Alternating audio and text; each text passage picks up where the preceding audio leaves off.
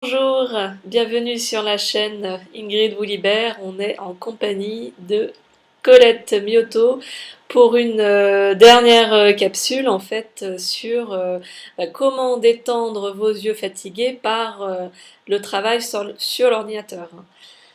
Voilà Colette. Bien Ingrid. Oui, l'ordinateur, c'est vrai que là aujourd'hui on est bien obligé de parler de l'ordinateur parce que énormément de gens travaillent sur l'ordinateur ou même simplement vont sur l'ordinateur pour communiquer tout ça, pour communiquer. Oui. Et puis aussi que les enfants sont de plus en plus, pas simplement sur l'ordinateur, mais sur leur téléphone portable ou des tablettes, etc., ce qui est un peu similaire en fait. Et ça joue aussi sur la fatigue oculaire, évidemment. Alors, il y a une chose qu'il faut faire pour les gens qui sont sur l'ordinateur. Bon, c'est vrai que les ordinateurs, ils ont beaucoup de lumière bleue. Hein, les écrans ont beaucoup de lumière bleue, et la lumière bleue, elle est plutôt nocive pour les yeux. Donc, il y a une chose qu'il faut faire, c'est regarder régulièrement, si c'est possible, au-dessus de l'ordinateur, cesser un petit peu de regarder l'ordinateur, et puis de regarder au-dessus, de façon à détendre un petit peu les yeux, à voir autre chose. Alors, quand je dis regarder, c'est regarder, voir autre chose.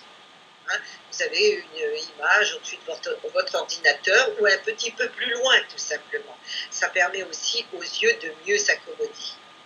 Hein, et là, vos yeux, ils se détendent, ils ne sont plus dans la fixité. Parce que quand on travaille sur l'ordinateur, on a quand même un regard assez fixe. On fixe l'écran, on fixe le clavier, on malmène nos yeux quand même. Hein, donc ça, c'est une chose. Il y a aussi une autre chose, c'est pour quelqu'un qui travaille sur plusieurs heures, c'est de faire carrément une pause toutes les heures et de se lever, de façon à oxygéner aussi et de refaire circuler un peu l'énergie du corps, obligatoirement qui va circuler aussi par les yeux, et là encore d'amener une détente. Ça, c'est aussi extrêmement important, bouger hors de l'écran.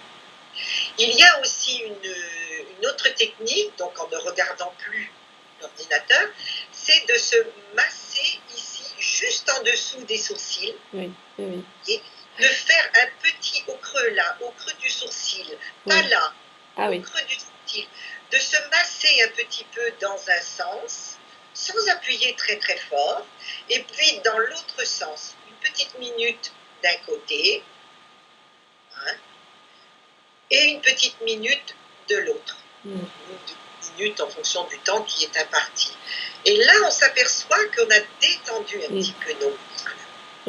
Et puis, il y a une autre chose très importante, hein, et bien, ça va être de faire le fameux palming. Si on peut le faire 5-10 minutes, c'est très bien. Moi, on n'a pas le temps. Et le si peu que tout ça sera fait, ce sera bon. Il y a une autre technique qui est bien aussi, c'est celle du clignement pendant 30 secondes.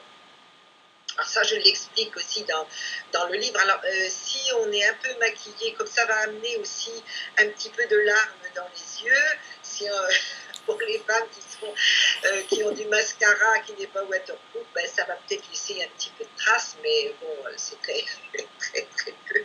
Ça, c'est pour un petit peu le fun. Mais cligner, c'est aussi, cligner des yeux, c'est aussi le faire d'une manière extrêmement détendue. C'est-à-dire qu'on cligne les yeux, mais le reste du visage est totalement détendu. On arrive toujours du premier coup. Mais ça, si vous voulez, on va serrer très très très fort les yeux. Et là, comme je vous parle, je suis très très détendue. Là, on va serrer très très fort les yeux et on va les ouvrir.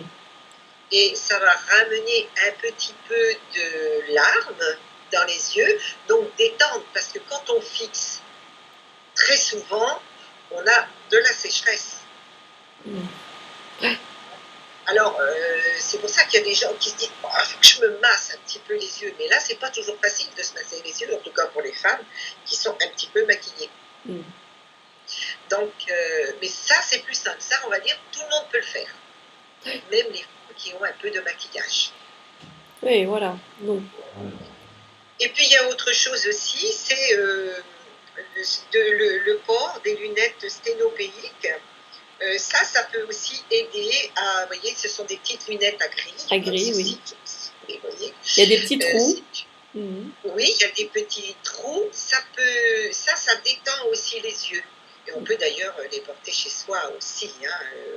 Une paire pour toute la famille suffit. C'est pas la peine d'acheter une paire pour chacun, parce qu'il n'y a pas de correction hein, dedans. Et Oui. ça aide quand même aussi à détendre les yeux. Ah oui. Très bien, oui. Parce que le regard va devoir bouger, en fait, c'est ça. Ben, on va ramener la vision centrale. Donc, on va faire travailler la vision centrale.